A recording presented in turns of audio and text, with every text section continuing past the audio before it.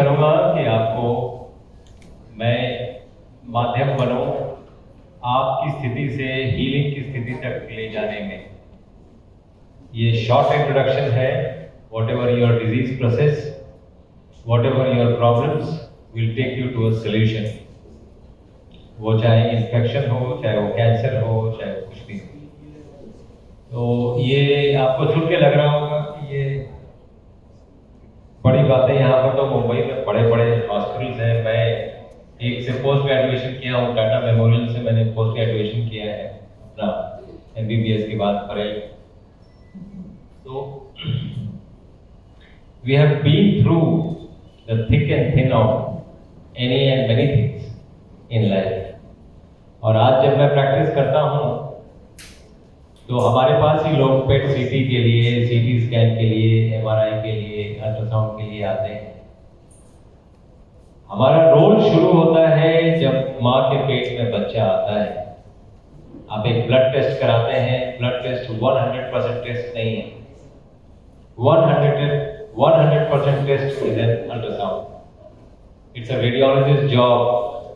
जीवन शुरू हुआ वहां से लेके ब्रेन डेड, न्यूरोसर्जन जो आके बोलता है now he is brain dead, the person is dead, उसको डिक्लेयर हम ही करते हैं। We only tell the neurosurgeon that this is brain dead, because scientific चीजों में साइंटिफिक प्रूफ चाहिए होता है। Do you have a proof of what you are saying? So if you have a proof, fine. If you don't have a proof, बातें फिर ऐसी वैसी, कोई कुछ भी बोल के निकल सकता है। तो इसलिए बड़ी गंभीरता से, बड़े सहज भाव से और बहुत विश्वास के साथ जो मैं अभी बोलने जा रहा हूँ वो आप ध्यान से सुनिए। And if there are any questions, there should be any and many questions, please ask. We will try to clarify all. We are here to help you heal your disease process. Disease सिर्फ दैहिक नहीं होता है, दैहिक, दैविक, आध्यात्मिक तीनों disease होते हैं। इसीलिए ट्रीटमेंट भी सिर्फ दैहिक नहीं हो सकता है। वो दैहिक, दैविक, आध्यात्मिक, इन तीनों के त्रिशूल से ही ट्रीटमेंट संभव है। इन तीनों का त्रिशूल बहुत जरूरी है ताकि हम कोई भी चीज को या तो समझ पाए या उसको आगे लेके जा पाए और ट्रीटमेंट तक ला पाए। सो अब तक जो आपको पता है, आपको बहुत, we are starting a program unlearn with doctor Pandey. So the journey started with, while we were doing these investigations on people, हर 6 months में, हर 1 year में, कई कैंसर पेशेंट 6 months बाद आते ही नहीं थे। हम फोन करके पूछते थे तो पता चला कि उनका डेथ हो गया है। और बड़े महंगे इंजेक्शन भी लगाए थे लेकिन सर्वाइव नहीं कर पाए। और लोग उसको विधि का विधान मान के टाल देते हैं। सोचने वाली बात यह है कि क्या यही एक तरीका है ट्रीटमेंट का? क्या और कोई तरीके नहीं हो सकते? जैसे आपको यहाँ से बांद्रा अगर जाना है, एक रास्ता आपको मालूम है, तो क्या वही एक रास्ता है? और कोई रास्ते नहीं हो सकते? हो सकता है कोई शॉर्टकट भी हो वहां तक पहुंचने का जो आपको ना पता हो। तो इसलिए जितने डॉक्टर्स ये बात सुन रहे हैं उनको ये बात मैं बोलना चाहता हूं कि कोई जरूरी नहीं है एक ही तरीका हो हीलिंग का, because healing is not 150 years old। जब से मैनकाइंड है तब से वो बीमार पड़ते हैं और उनको हीलिंग की जरूरत पड़ती है। बात यह है कि बहुत सी चीजें जो 100-150 साल से शुरू हुई हैं, कोई जरूरी नहीं है कि यही मॉडर्न हो और यही हील कर पाए। सो व्हाइल स्टडिंग MBBS की बात मैं करीब 9-10 साल तक पढ़ा हूं, अभी भी पढ़ रहा हूं। अभी भी मैं PhD कर रहा हूं रेडियोलॉजी में, पाइनियल ग्लैंड पे। Pineal gland is the third eye. और हम भारत के लोग हैं ना, भारत के लोग और बाकी लोगों में डिफरेंस ये है, since there are youngsters here, they should also know convocation होता है ना, how many people know convocation? Convocation होते हैं। कॉन्वोकेशन का क्या मतलब है? दीक्षांत समारोह, शिक्षांत समारोह नहीं। बाकी दुनिया में शिक्षा का अंत हो गया, इसीलिए कॉन्वोकेशन होता है। भारत में दीक्षा का अंत हुआ है, मतलब आपके टीचर ने आपको पढ़ाना बंद कर दिया है, शिक्षा का अंत नहीं हुआ है। ये डिफरेंस है भारत में और पूरी दुनिया में। हम दीक्षांत समारोह मनाते हैं, शिक्षांत समारोह तो उम्र भर चलता है। Which is why I am still doing a PhD on the pineal gland. And देखिए, पूरी दुनिया में खुशियां मोमबत्तियां बुझा के मनाई जाती है, हम दीप प्रज्वलित करके खुशियां मनाते हैं। ये डिफरेंस है और ये भारत है। और अगर आपसे कोई पूछे, क्योंकि कई बार क्या होता है जब आप बाहर जाते हैं तो लोग आपको नीचा दिखाने की कोशिश करते हैं। मैं धन्यवाद देता हूं इस देश के प्रधानमंत्री का, जब से वो है भारत का नाम बड़े गौरव से लिया जाता है विश्व के सर्कल्स में। आप देखिए,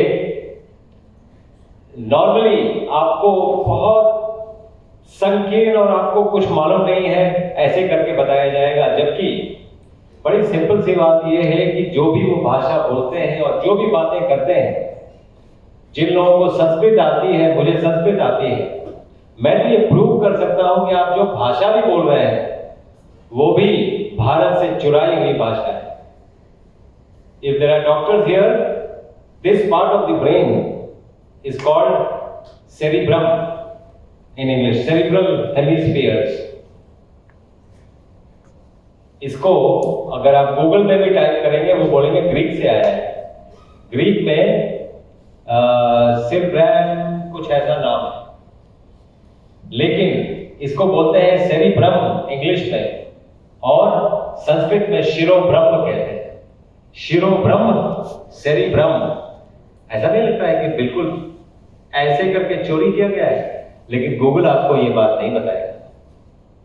ये बात भारत का ही कोई इंसान उठ के बताएगा। और आप देखें, अगर आपसे कोई पूछता है भारत के बारे में, मैं जरा 2 मिनट बात कर लूं,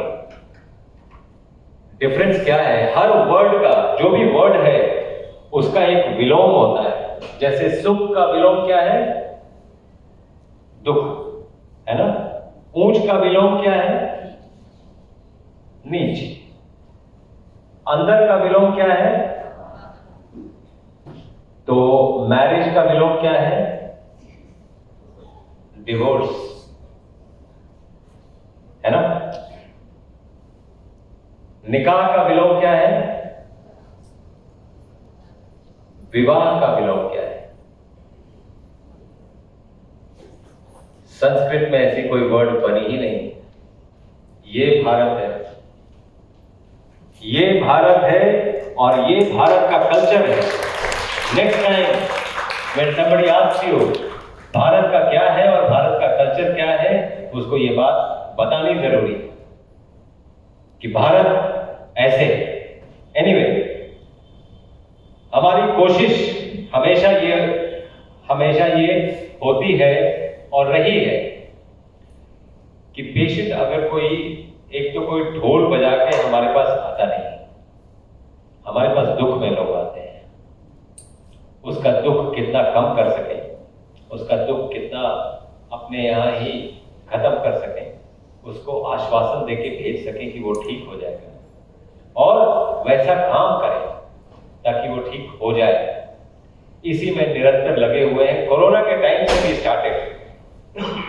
अब कोरोना के टाइम में आपको याद होगा, स्थितियां कुछ ऐसी थी कि टीवी पे चलता था यहाँ पे वेव है, और उसके बाद मौत के आंकड़े चलते थे कि इतने लोग मर गए, लोग इतने डरे हुए थे। सोचने वाली बात थी कि अभी 1 साल पहले इतनी बड़ी बड़ी साइंटिफिक बातें कि हमने वो जीन भी मालूम कर लिया है जिससे उम्र भर आप जी भी सकते हैं, और उसको जेनेटिक इंजीनियरिंग करके अब तो इच्छा मृत्यु होगी। कोरोना के आने के 6 महीने पहले ये बात बड़ी जगह से बोली जा रही थी कि अब तो वो जीन आइडेंटिफाई हो गया है, उस पर जेनेटिक इंजीनियरिंग चल रहा है। मुझे लगता है कि ये सभी चीजें जैसे ही एक छोटा सा वायरस आया, हम घर के अंदर दुबक के बैठे थे कि पता नहीं कोई वायरस आ ही जाए। दरवाजे खिड़की भी बंद ही कर लो कि पता नहीं कोई वायरस ही आ जाए। फेस पे मास्क पहन लो, ये डर था और ये आलम था। और जब आप बाहर निकलते थे तो आपको पुलिस वाले घर के अंदर धकेल देते थे कि नहीं तो आप तो घर में ही रहो, बाहर तो आप निकल नहीं सकते। ये स्थिति में हम एक वायरस के डर से जी रहे थे। उस बीच जितने लोग हॉस्पिटल जा रहे थे उसमें से कम ही लोग वापस आ रहे थे। तो ये क्या चीज मान रही थी? क्या ये वायरस इतना, अगर मान लीजिए ये इतना ज्यादा वायरस ये था, हमने करीब 15,000 लोगों की जान बचाई। जिसने हमें कांटेक्ट किया वो मरा नहीं, वो आज भी दौड़ रहा है, वो आज भी जॉगिंग कर रहा है। वो कैसे हुआ? एक basic understanding of the disease process जो मुझे समझ है, मैं आपको बताता हूं, आप भी समझ लीजिए। इसके बाद भी कोरोना ही नहीं, अगर और कोई भी आता है आप बड़े आराम से उससे डील कर सकते हो। सबसे पहले तो घबराना बंद करो। सबसे पहले ये जान के चलो, जाको राखे साइयां मार सके ना कोई। जितने दिन की जिंदगी है, कोई माई का लाल उसको एक दिन कम जरूर कर सकता है, बढ़ा नहीं सकता है। तो इसलिए ये प्रोटीन खाना और ये प्रोटीन खाना, लॉन्जिविटी बढ़ती है, ये बेचने वाली बातें हो सकती हैं, ये सच नहीं है। 9,985 ये एक मैजिकल फिगर है। इतनी ही डिजीजेज इंसान को पता है, मतलब तकरीबन 10,000, तकरीबन 10,000 बीमारियां इंसान को पता है। बीमारियां 10,000, लेकिन बीमार होने के तरीके दो ही हैं। दो ही तरीके हैं बीमार होने के। पैथोजेन बीमार करता है, एजेंट कोई भी हो सकता है। एजेंट का नाम pathogen, pathology generator, pathogen. Pathogen बाहर से आ सकता है जैसे कोरोना, या अंदर का सेल पैथोजेनिक हो सकता है जैसे cancer. Are you following me? English is better or you can understand Hindi? How many people want me to speak in English? Hindi ठीक है? Okay, good. So I can speak in English and I can speak in English very well, and that is why I wear dress like this, because English speaking people think that if somebody has come in a pajama kurta or a dhoti kurta, he must be stupid.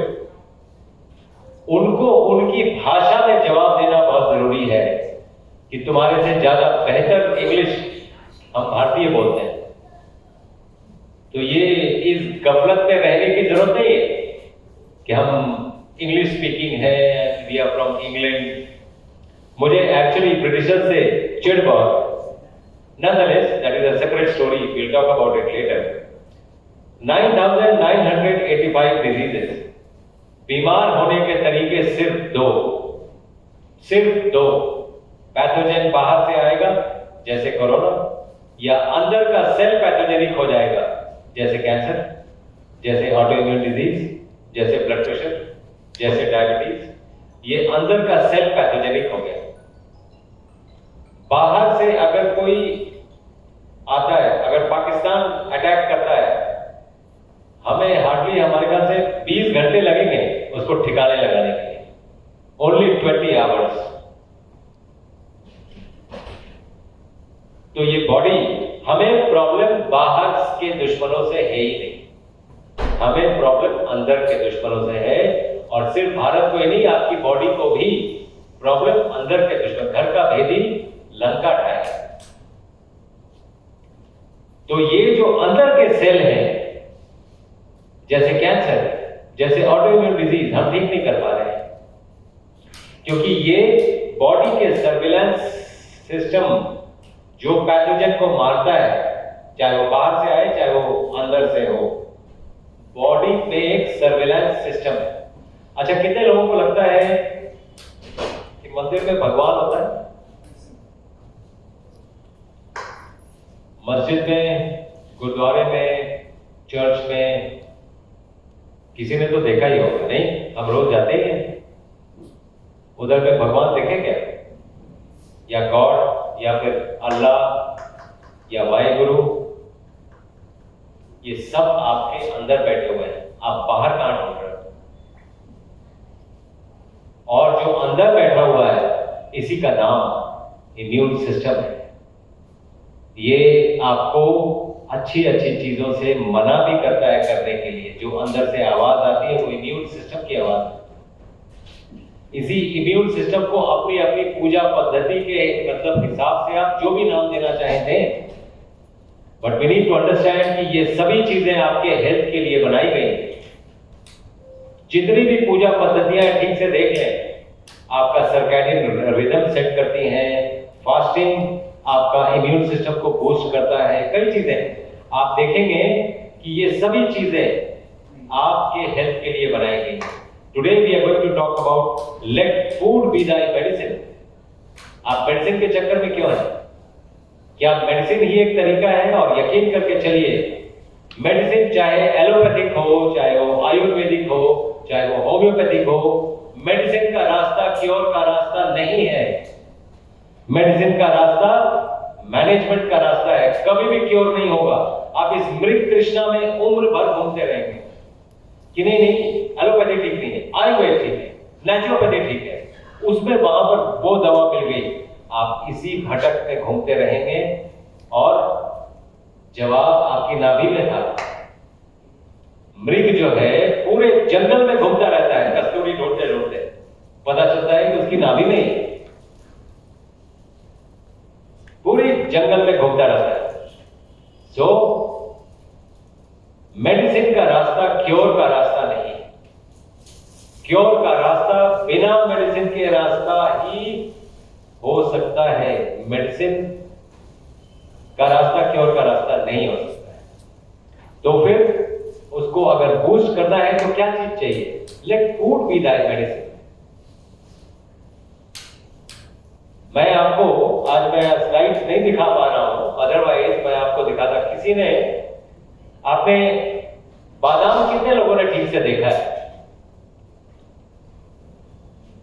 बादाम आप अगर भिंगाएंगे और भिंगा के photo लेके उसको enlarge करके देखिए, उसमें आपको आर्टरीज दिखेंगे। आर्टरीज ऐसे ऐसे, ये वैसे ही आर्टरीज है जैसे आपके हार्ट में है। अगर हार्ट में ब्लॉकेज है तो बादाम खाइए, ये नेचर बता रही है, क्योंकि आपको एक दिमाग दिया है देखने के लिए, और ये देखिए और वो खाइए, वो ब्लॉकेज हट जाएगा।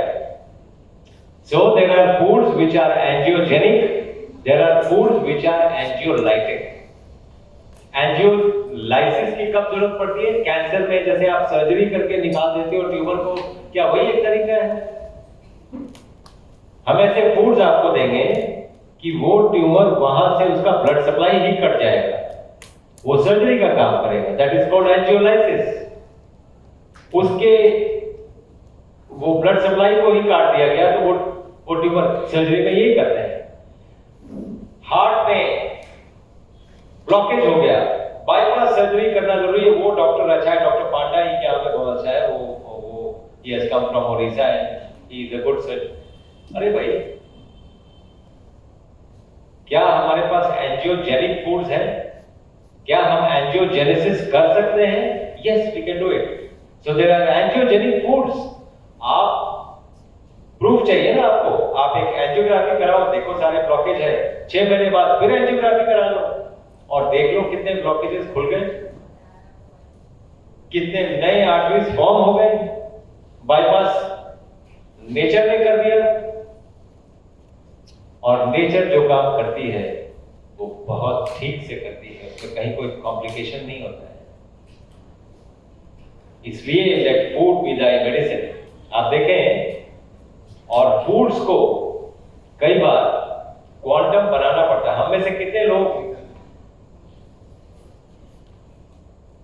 मंदिर गए, जो अपने लाइफ टाइम में कभी मंदिर गए होंगे और चरणामृत लिया होगा? वो चरणामृत मीठा होता है, उसमें कोई चीनी नहीं डाला जाता है। कभी पंडित से पूछिएगा कि वो मीठा कैसे, कभी पूछिएगा उससे कि वो मीठा कैसे। अभिमंत्रण से मीठा हुआ है, वो अभिमंत्रित पानी है वो। अगर आपको समझ नहीं आ रहा है तो आप एक ही सोर्स से 2 ग्लास में पानी लीजिए, एक को एक रूम में रखिए, एक को दूसरे रूम में रखिए। एक ग्लास में जहां पर आपने पानी रखा है, फोन पे किसी से बात कर लीजिए या किसी को डांट दीजिए या किसी को बुरा भला कह दीजिए। दूसरे रूम में जाके गायत्री मंत्र पढ़ दीजिए। किसी तीसरे आदमी को बुलाइए, उसको बोलिए दोनों पानी टेस्ट करने के लिए, वो आपको बता देगा कौन सा पानी मीठा है और कौन सा खारा है। Water has got memory, this is scientifically proven. और अगर आपको नहीं समझ में आ रहा है तो कभी दिल्ली जाइए और कुएं का पानी पी के देखिए, वो पानी आप पी नहीं पाएंगे, क्योंकि जो मेमोरी दिल्ली में रही है, दिल्ली में बहुत मारकाट करते हैं, बहुत, जितने सल्तनत है, जितनी लूटपाट दिल्ली में हुई है उतनी और कहीं हुई नहीं। इसलिए जहां पर ऐसे इंसिडेंसेस नहीं हुए हैं, वहां के जमीन के अंदर का पानी आपको मीठा लग रहा है। और जहां पर ऐसे इंसिडेंसेस हुए, इसलिए water has got all the memory that you can imagine. आप देखिए, आप धीरे धीरे साइंस स्पिरिचुअलिटी के पास पहुंचता जा रहा है और हम उस स्थिति में आते जा रहे हैं that energy healing is the next form of healing. The next era of healing will be energy healing only. और हम वही कर रहे हैं। We are not using any medicine. We are using heat as medicine. We are using light as medicine. We are using sound as medicine. We are using electricity as medicine. ये सभी चीजें as medicine use कर रहे हैं। कैसे? कोई पूछ सकता है कैसे? किडनी फेल हो गई, मान लीजिए किडनी फेल हो गई। मैं आपको दिखाना चाह रहा था, इनफैक्ट कल ही हमने एक अपने नोन है जिनका एक एक्सीडेंट हो गया और पैर इतना सूज गया उनका, तो उनका राइट नी इतना स्वोलन हो गया था, लेफ्ट नी इतना था। हमारे पास फोटोग्राफ, आज मैंने सुबह फिर फोटोग्राफ मंगाया, ये कल की बात थी और आज की बात। आज बिल्कुल नॉर्मल हो गया है। मुझे आप कोई भी दवा दिखा दीजिए या कोई हॉस्पिटल दिखा दीजिए जहां पर एक दिन में इतना बड़ा swelling comes back to normal and the patient is normal. हमने तो कोई दवा भी नहीं यूज किया। इसी को कहते हैं let food be the medicine. हमने हल्दी यूज किया, हमने सिर्फ हल्दी का लेप लगाया और उसको बांध दिया, उसको बोला कि अभिमंत्रित कर दीजिए। अभिमंत्रित करना इसलिए जरूरी है, हल्दी is a quantum food. Quantum food इसलिए दुनिया का बेस्ट एंटीसेप्टिक हल्दी, दुनिया का बेस्ट एंटीबायोटिक हल्दी, best anti cancerous, best immuno element हल्दी। हल्दी से बड़ी कोई फूड हो नहीं सकती। उसको अगर और ज्यादा इफेक्टिव करना है, आप उसको अभिमंत्रित कर दीजिए। इट्स अ क्वांटम फूड, वो अपना इफेक्ट आपको दिखाएगी। We just want to prove that we are the fastest, the curest, the surest, the most durable and the cheapest. अब हल्दी के लिए we can not charge you anything. आपको ज्ञान दिया जा सकता है कि आप ये काम कर लीजिए और आप देखिए कैसे आपको हेल्प मिलता है। So that is why we just want to tell you how food can be used as medicine. अब हीट पे आ रही है, हीट एज मेडिसिन हम यूज कर रहे हैं। कितनी किडनीज है हमारे पास? कितनी किडनीज है? 2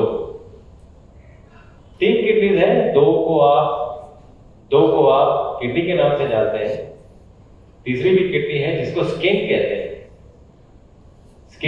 स्किन से जो पसीना निकलता है, पसीने का कॉम्पोजिशन और यूरिन का कॉम्पोजिशन, अगर पसीने को आप और कॉन्सेंट्रेटेड कर लें तो यूरिन के बराबर हो जाएगा। तो जब दोनों किडनीज फेल कर गई हैं तो हम स्किन यूज कर रहे हैं to induce sweating and dialysis कम और कई केसेस में बंद भी हो जा रहा है। So what are we doing? We are using heat as medicine. हम गर्म पानी में लिटा दे रहे हैं पेशेंट को और वो अपने पसीने से अपने टॉक्सिन्स बाहर निकाल दे रहा है।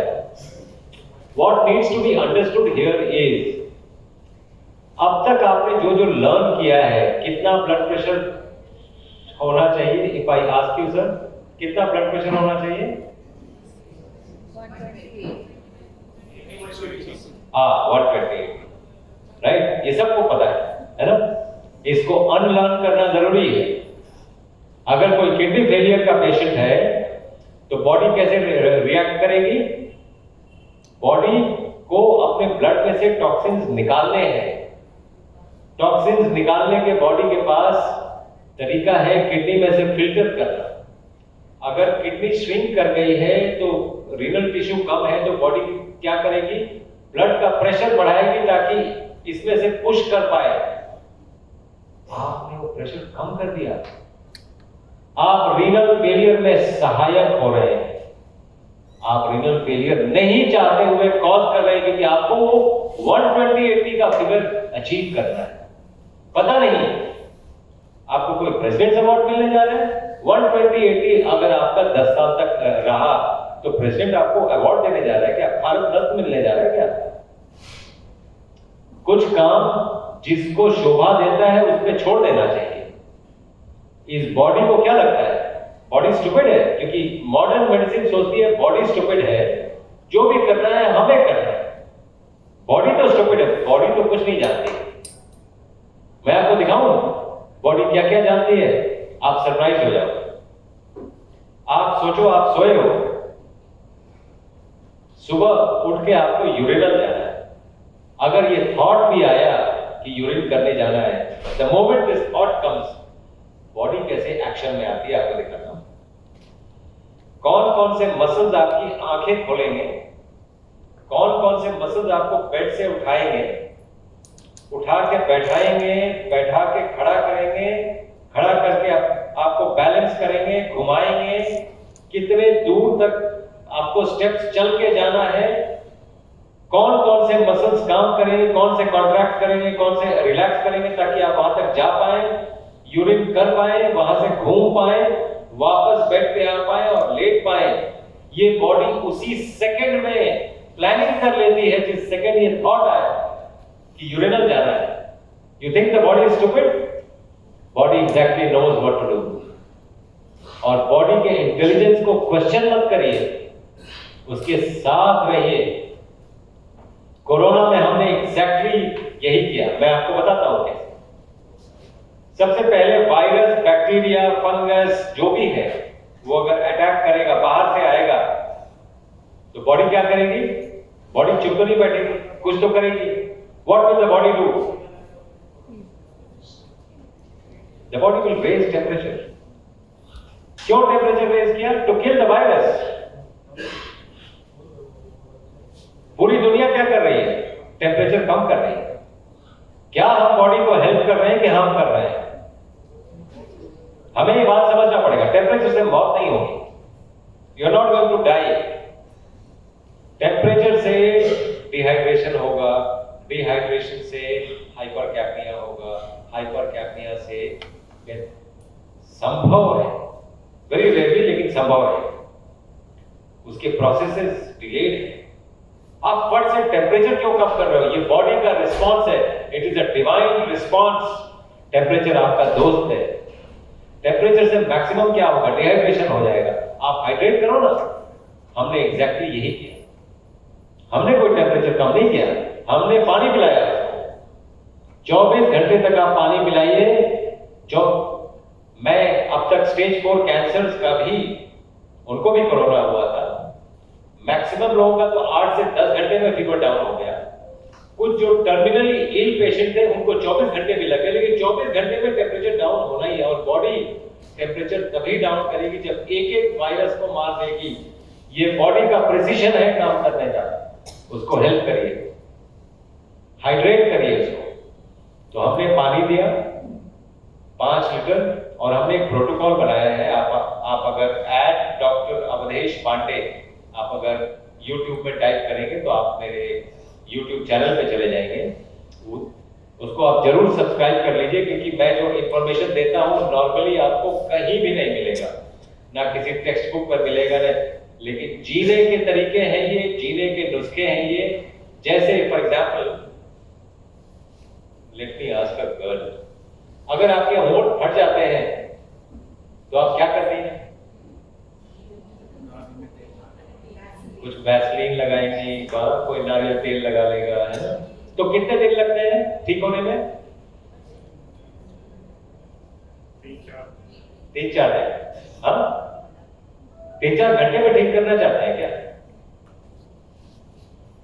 अगर 3-4 घंटे में ठीक करना चाहते हैं तो नारियल तेल होंठ पे मत लगाइए, नारियल तेल नाभि में लगाइए और उसको क्लॉकवाइज 1 मिनट तक घुमा दीजिए। 3-4 घंटे में होंठ ठीक हो जाएंगे। बात यह है कि हम ये बात भूल चले हैं, बिकॉज मॉडर्न मेडिसिन में नाभि जो है रूडिमेंट्री ऑर्गन आता है। ये इसका तो कोई काम नहीं, तो बाहर के पेट करेगा। अरे भाई, आप अपने रूट से कट जाएंगे तो कितने लंबे हो जाएंगे? पेड़ बहुत लंबा नहीं हो सकता है अगर रूट से कट जाए तो।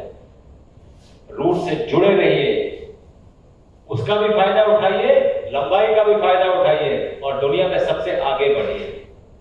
आप देखिए, नाभि से आपका ब्रेन तक भी सर्कुलेशन जाता था, आपको खाना भी मिलता था, आपका आयन एक्सचेंज भी होता था, आपका ऑक्सीजन और कार्बन डाइऑक्साइड एक्सचेंज भी होता था।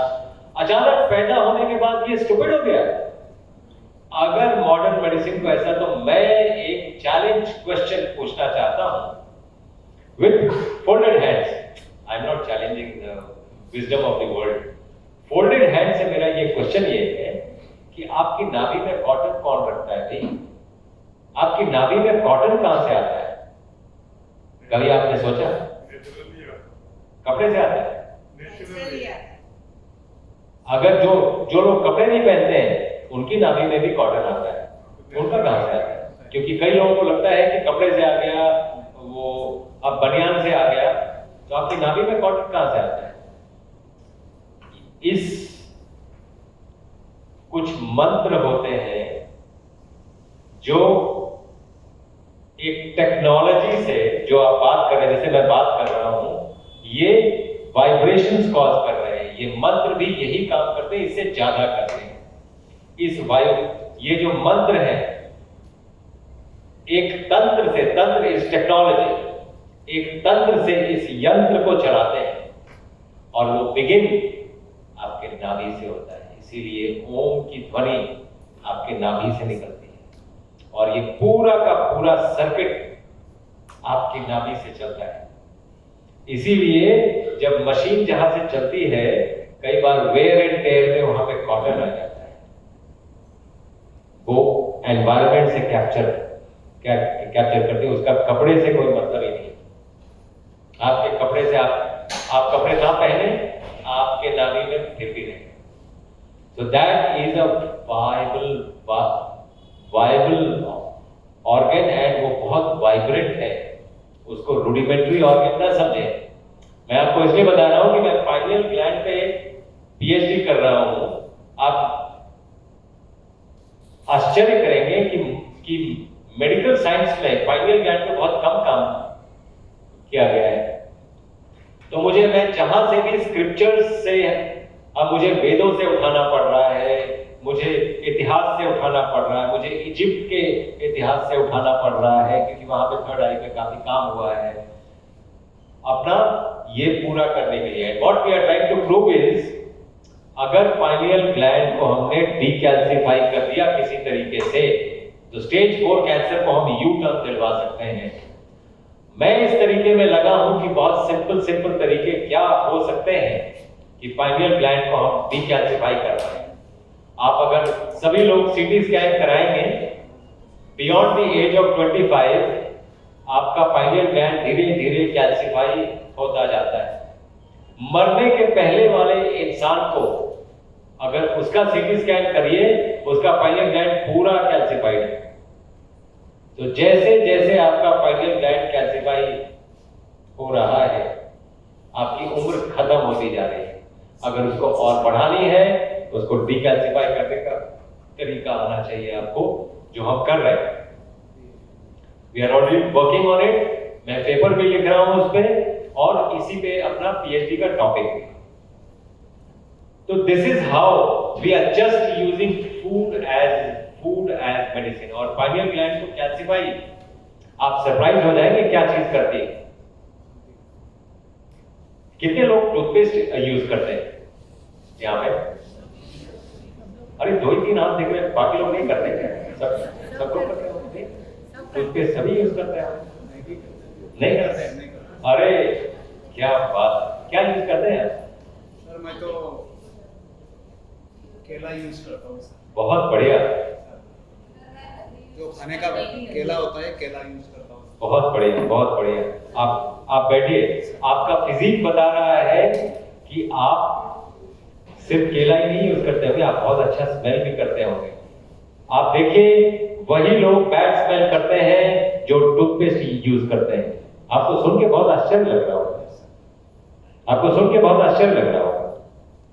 जो लोग टूथपेस्ट यूज करते हैं 100 साल तक दांत धो नहीं सकते हैं, ये संभव नहीं।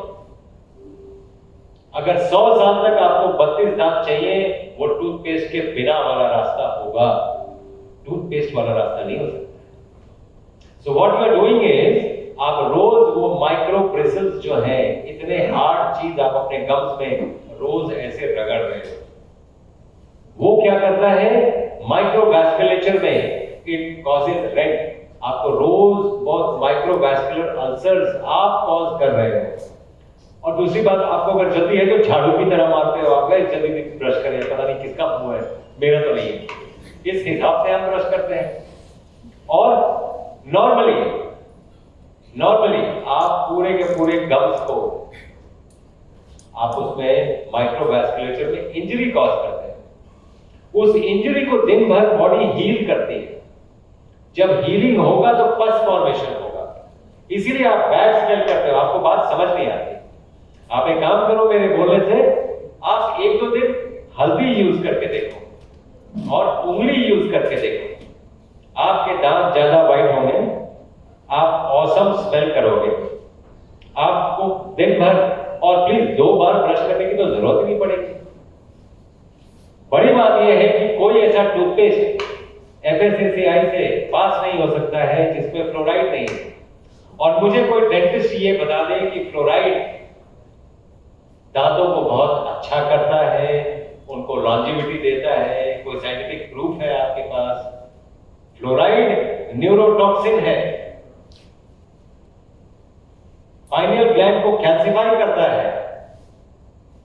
आपको पूरी दुनिया स्लेव बनाना चाहती है। सुबह उठो, नाश्ता करो, काम पे जाओ, दोपहर को खाना खाओ, थोड़ा सा ऐसे करके हो जाओ, शाम को आओ, खाना खाओ, सो जाओ, बस यही जिंदगी है। इसके बाद कुछ सोचो ही मत, क्योंकि आपका जो सोचने वाला जो यंत्र है वो कैल्सिफाइड है। और जैसे जैसे कैल्सिफिकेशन बढ़ता जाता है, रात को नींद भी नहीं आती। हम जैसे जैसे कैल्सिफिकेशन कम करते हैं, बंदा बड़े आराम से सोता है और बड़े अच्छे सपने आते हैं। बात यह है कि शायद हमें जीने का रास्ता जो हमने वेस्टर्नर्स का अपना लिया है, वो रास्ता ही सही है। और वो रास्ता आपको कहीं भी किसी भी गति तक नहीं लेके जाएगा, आपको दूर गति तक जरूर लेके जाएगा। उसको दुर्गति कहते हैं। तो वो दुर्गति आप खुद पैदा कर रहे हो। इसीलिए कई बार विजडम यूज करना जरूरी है rather than what is written in American textbooks. हमें यूज करना जरूरी है. So coming back to corona, जो मैं बोल रहा था आपको, कोरोना सबसे पहले आपका फीवर कॉज करेगा. तो फीवर डिहाइड्रेशन कॉज करेगा. आप हाइड्रेट करें, हम हाइड्रेट करते हैं. नेक्स्ट डे आपको विटामिन सी चाहिए और विटामिन डी चाहिए. विटामिन डी कैप्सूल में नहीं मिलता है फ्रेंड्स, धूप में मिलता है. अब तक आपने जो लर्न किया है कि नहीं, कैप्सूल में रोश वाली कंपनी के कैप्सूल में बड़ा अच्छा विटामिन डी का कैप्सूल है. विटामिन डी धूप से मिलता है. ये नया लर्निंग है. धूप में जाइए, 1-1.5 घंटे धूप में रहिए और वो जब एब्जॉर्ब होगा वही आपको विटामिन डी देगा. 2 घंटे धूप में रखते हैं हम. और विटामिन सी युक्त बहुत फ्रूट्स देते हैं. नींबू पानी हो गया, संतरा हो गया, मौसम्बी हो गया. जूस नहीं, जब तक दांत है तब तक जूस नहीं. दांत क्यों है? Juice is processed food and diabetes is processed food disease. गन्ना का रस से डायबिटीज होगा, गन्ना चूसेंगे तो डायबिटीज नहीं होगा. बड़ी सिंपल सी बात है. आप उतना एनर्जी स्पेंड कर रहे हैं उतना कैलोरीज लेने के लिए. आप क्यों कर रहे हैं? और अपने मसूड़ों को मजबूत कर रहे हैं. अगर आप सीधा का सीधा जूस पी रहे हैं क्योंकि आपके पास पैसे हैं तो पियो मरो, आपको ये बात समझना पड़ेगा. तो जब तक दांत है तब तक जूस नहीं, तब तक खाइए उसको. वैसे नींबू एसिडिक है कि अल्कलाइन है, उसको जलने दीजिए, कुछ अल्कलाइन है, उसको रहने दीजिए, कोई दिक्कत नहीं. नींबू एसिडिक है कि अल्कलाइन है? अल्कलाइन है नहीं, एसिडिक है. 3.5 pH है. अल्कलाइन है. नींबू एसिडिक. तो ये पूछने वाली बात है. नींबू एसिडिक, आप अगर रेड लिटमस ये लगाएंगे तो ब्लो हो जाएगा. ये पूछने वाली बात है कि इनो जो हम एंटासिड यूज करते हैं उसमें नींबू क्या कर रहा है? ये पूछने ऐसी बात है. उन कंपनीज को पूछने वाली बात है कि आपने नींबू यूज किया है, आप एंटासिड बेच रहे हैं, उसमें नींबू क्या कर रहा है? नींबू तो एसिड है. नॉलेज वाली बात यह है कि नींबू when it interacts with tannin of the saliva, it turns alkaline and it behaves as an antacid. ये बॉडी है और ये जादू है. अब तक आप जादू बाहर देख रहे थे ना, आपको जादू अंदर दिखा था. ये बॉडी बहुत कुछ कर सकती है. So the first day there will be raise in temperature. The second day what will the body do? जब टेम्परेचर सेटल डाउन कर गया, कुछ सेल्स अफेक्टेड हो सकते हैं, जो बैक्टीरियल या वायरल अटैक हुआ था, कुछ सेल्स अफेक्टेड हो सकते हैं. उन सेल्स को कौन मारेगा? बॉडी मारेगा. बॉडी के पास क्या टूल है? बॉडी तेजी से ऑक्सीजन कंसंट्रेशन कम करेगी. और आपने क्या किया? ऑक्सीजन दे दिया. हमें ये बात समझना पड़ेगा. हम ऑक्सीजन के लिए घूम रहे थे, ऑक्सीजन नहीं मिल रहा है, वो तो कंसंट्रेशन कम हो गया, अब तो हो जाएगा. हम ये सब बातें अज्ञानता में बोल के उसको डरा डरा के मार रहे हैं. We have to understand that, and there are so many things that we need to unlearn. जैसे आप अंदर क्या लेते हैं? आप अंदर क्या लेते हैं? बाहर क्या छोड़ते हैं? आप अंदर क्या लेते हैं और बाहर क्या छोड़ते हैं? आपको ये अनलर्न करना पड़ेगा. आप अंदर हवा लेते हैं. क्या मैं गलत बोल रहा हूं? आप अंदर हवा लेते हैं, उस हवा में 20% ऑक्सीजन है. ऑक्सीजन आग लगाता है. इस बॉडी को पता है उस हवा में से कितना ऑक्सीजन निकालना है और कितना नहीं निकालना है. आप लिटिल लर्निंग से आपने ऑक्सीजन दे दिया, आग लग गई बॉडी में. आश्चर्य वाली बात क्या है कि बंदा ऊपर चला गया. इसमें आश्चर्य वाली बात कौन सी है? आपने आग लगाई है. आप अगर हवा दे देते तो वो बच जाए. हमने यही किया. हमने हवा दिया उसको, बाहर से नहीं, उसके शरीर को ऐसा कर दिया कि वो ज्यादा हवा ले सके. जैसे आप बैक में सोते हो तो एक नॉस्ट्रिल चलता है, उल्टा से आप बैठे हो तो दोनों नॉस्ट्रिल चल रहा है, सामने झुक जाओगे तो अगर एक नॉस्ट्रिल कम चल रहा है तो दोनों नॉस्ट्रिल चलने लगेंगे। बैक पे सो जाओगे पीठ के बल तो एक ही नॉस्ट्रिल चलेगा। अगर पेट के बल आ जाओगे तो दोनों नॉस्ट्रिल खुल जाएंगे। पूरी दुनिया में जितने जानवर आप जानते हैं कोई भी पीठ के बल नहीं सोता है, और इंसान हमेशा एक्सेप्शन नहीं हो सकता है। इंसान को लगता है you are exception to that rule, हम तो सबसे intelligent species on planet earth, ऐसा हमें बुक में पढ़ाया भी गया है ना, हम सबसे इंटेलिजेंट हैं।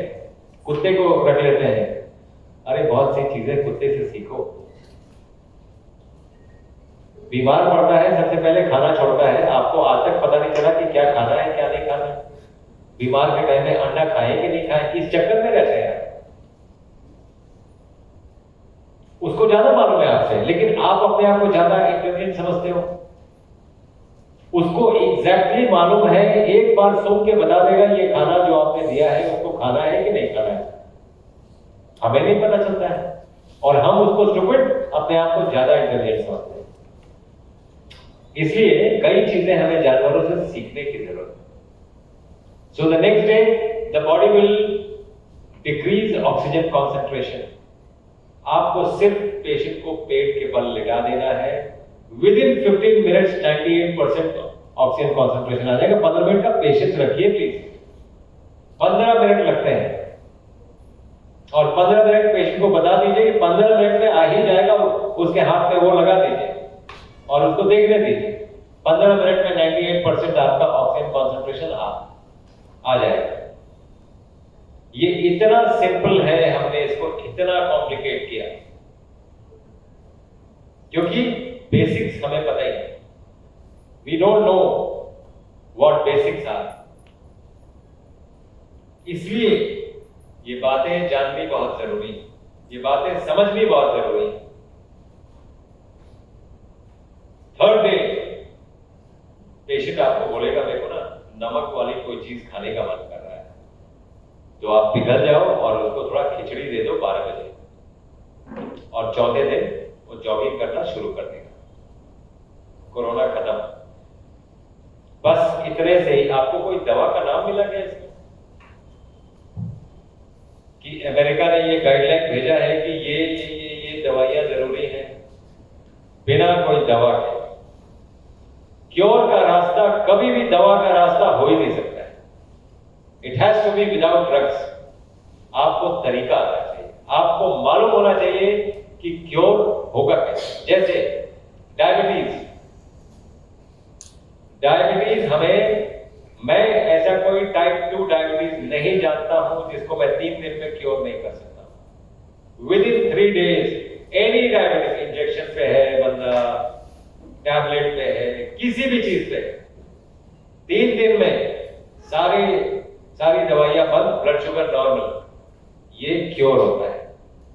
वो हम करते हैं और हमारे लिए बहुत सिंपल है, ये आप भी कर सकते हैं। ये सिर्फ मैं कोई नोबेल प्राइज वाला साइंस नहीं बताने जा रहा हूं, मैं बहुत सिंपल साइंस बताने जा रहा हूं। कितने लोगों को डायबिटीज है यहां पे? आपको डायबिटीज है? आपको भी है? ओह, टाइप 1 है कि टाइप 2 है? एनीवे, तो ये डायबिटीज एक ब्लड शुगर डिजीज है ना? हाँ, you have to unlearn that. Unlearn करिए, you have to unlearn that. Diabetes is not a blood sugar disease. Blood sugar is an effect of diabetes, not the cause. पूरी दुनिया blood sugar ऊपर नीचे, ये दवा खा लो ऊपर हो जाएगा, ये दवा खा लो नीचे हो जाएगा, इसी में फंसा के रखी हुई है आपको। उसका कॉज ब्लड शुगर नहीं है, उसका कॉज है हाइपर इंसुलिनीमिया। आपका इंसुलिन सिक्रीशन ज्यादा हो रहा है और बार बार हो रहा है। आपको हर आधे घंटे पे कुछ खाना है, आपको कभी चाय पीना है, कभी आपको केक खाना है, कभी आपको ये खाना है, कभी अभी तो 1 घंटा हो गया समोसा मंगवा लो, ये मंगवा लो, और फिर भी आप एक्सपेक्ट करते हो कि डायबिटीज नहीं होगा। जुबान पे लगाम बहुत सी चीजों को आपको महफूज रखेगा। जुबान पे लगाम रखना, जुबान पे लगाम अगर खाने के लिए है तो डॉक्टर से वास्ता नहीं पड़ेगा, और अगर बोलने के लिए है तो पुलिस और वकील से वास्ता नहीं पड़ेगा, और इन तीनों से जिंदगी में वास्ता ना ही पड़े तो ज्यादा अच्छा। घर के घर, गांव के गांव बिक जाते हैं इन तीनों से। इन तीनों लोग, डॉक्टर, पुलिस, वकील, आपकी जेब ढीली हो जाएगी। तो कभी भी अगर आपका रास्ता सही है, अगर जुबान पे लगाम है, इन तीनों से आपका वास्ता नहीं पड़ेगा। और ये बातें आपको समझनी बहुत जरूरी है। So coming back two diabetes, diabetes is not a blood sugar disease. Blood sugar is an effect of diabetes. The cause is hyperinsulinemia, and insulin secretion तभी बढ़ता है जब आप कुछ खाते हैं, इसीलिए। और उस इंसुलिन को बॉडी मेटाबोलाइज करती है। बॉडी को 7.5 घंटा लगता है एक शॉट इंसुलिन को मेटाबोलाइज करने में, इसीलिए 2 खाने के बीच में 8 घंटे का गैप दे दीजिए, डायबिटीज की दवा बंद कर दीजिए, ब्लड शुगर नॉर्मल हो जाएगा। क्या इतनी सिंपल सी बात नहीं समझ में आ रही? हम इस सिंपल चीज से पूरी दुनिया में घूम घूम के डायबिटीज ठीक कर रहे हैं, और एक दिन में ठीक कर रहे हैं। आप अगर मेरे YouTube चैनल में देखेंगे, बहुत बड़े बड़े लोग हैं उसमें जो अमूमन, इतनी सी बात, या मेरे लिए कोई झूठ तो नहीं बोलेंगे। पायलट बाबा का एक उनका किडनी फेल हो गया है डायबिटीज के चलते, और डायबिटीज की दवा खा के 16 साल का डायबिटीज एक दिन में ठीक किया हमने, एक दिन में। Next day his blood sugar was normal, all drug stop, injection पे।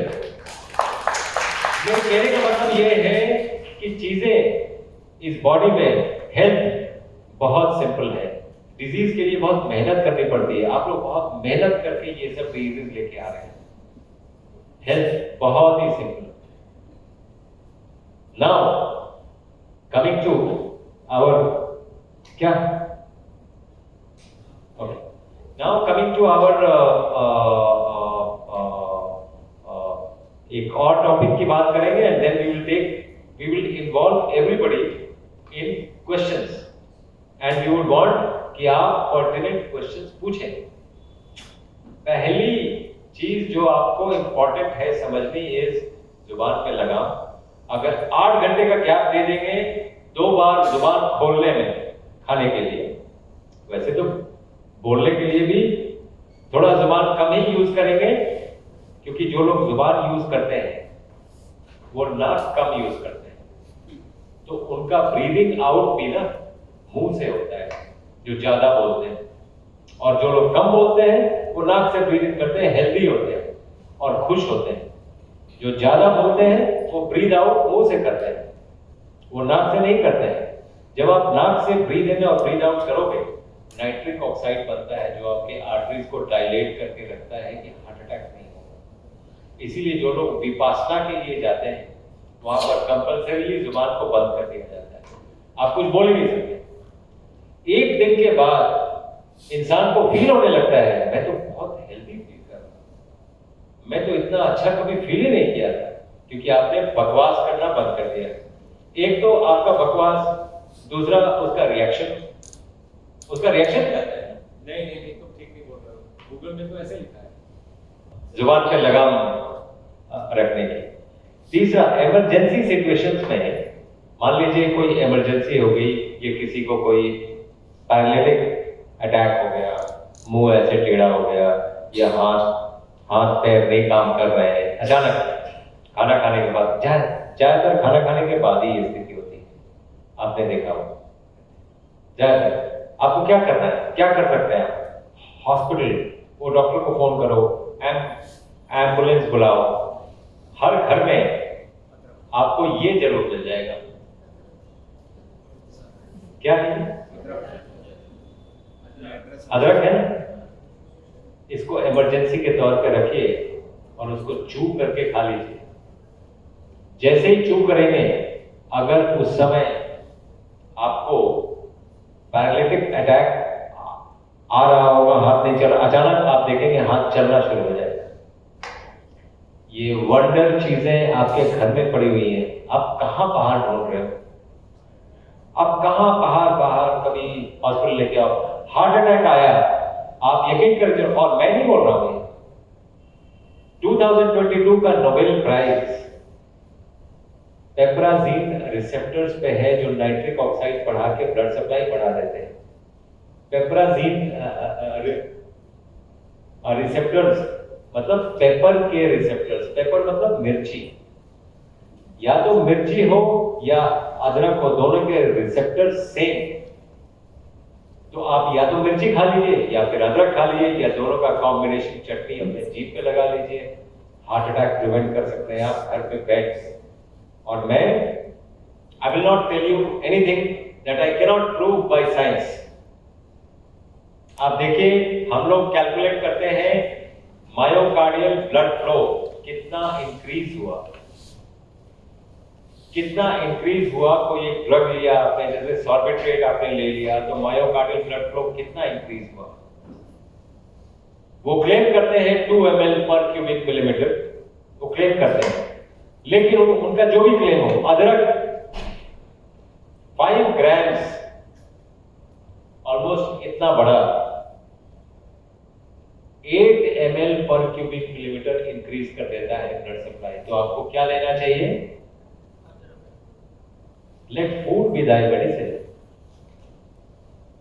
नींबू वाला साबुन क्यों चाहिए आपको? नींबू क्यों नहीं चाहिए?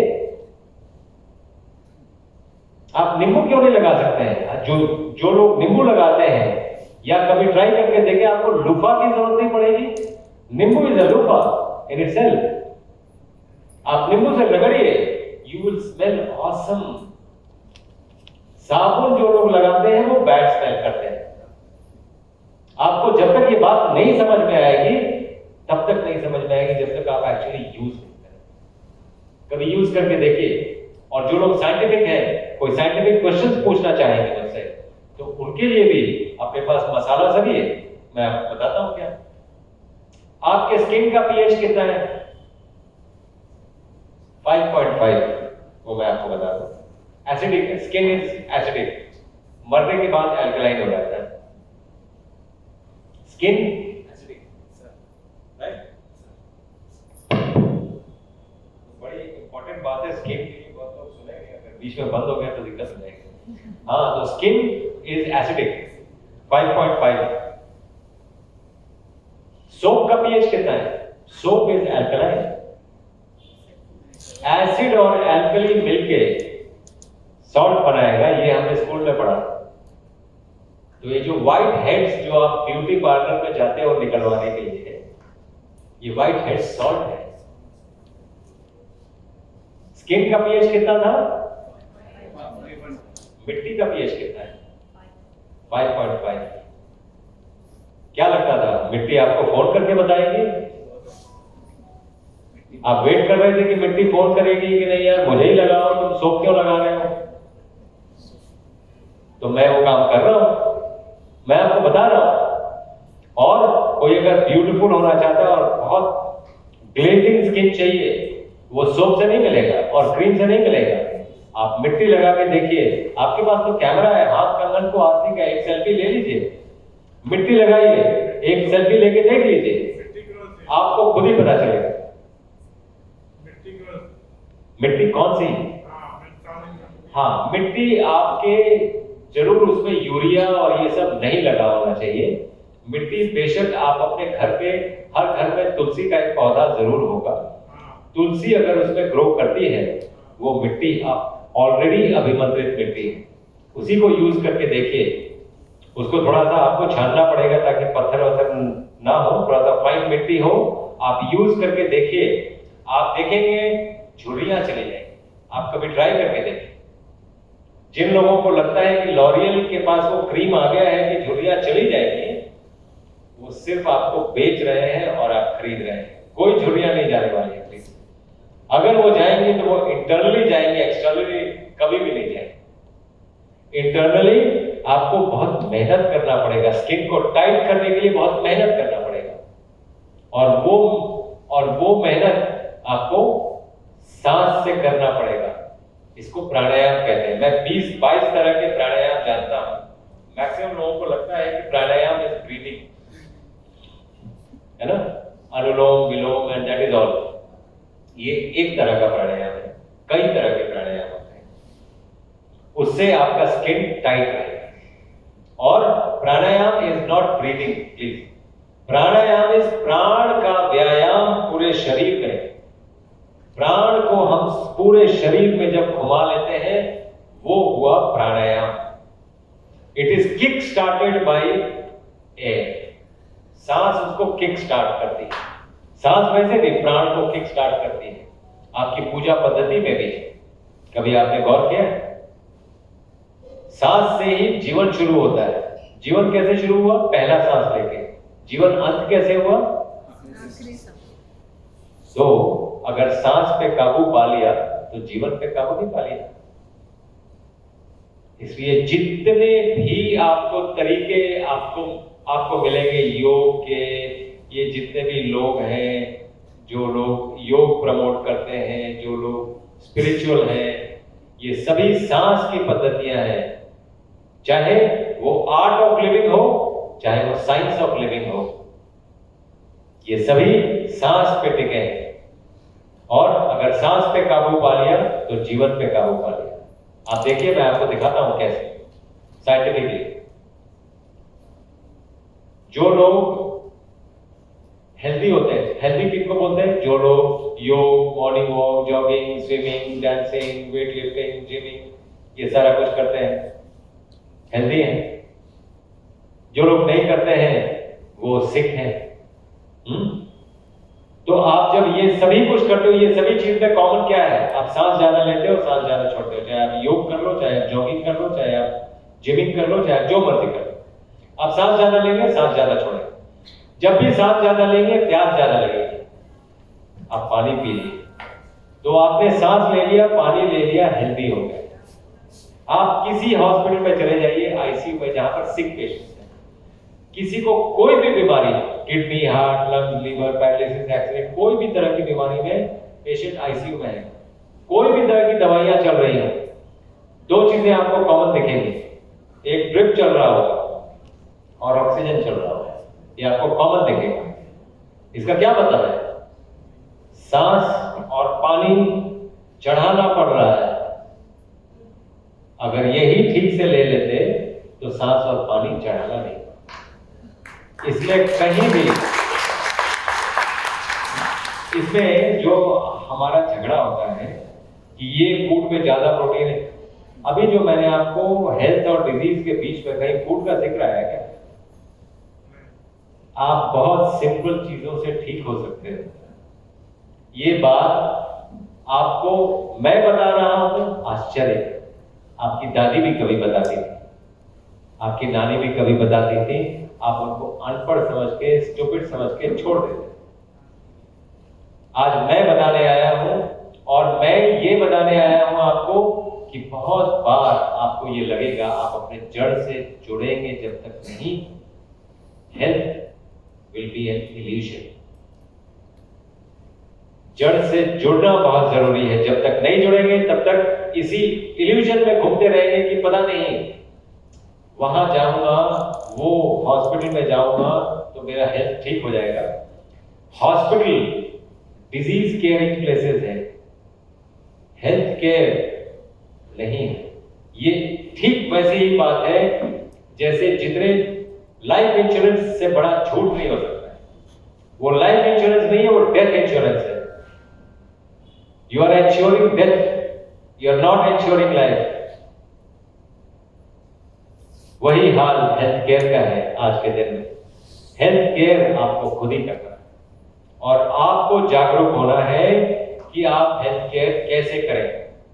And if there is anything else, मैं आपके साथ खड़ा हूं।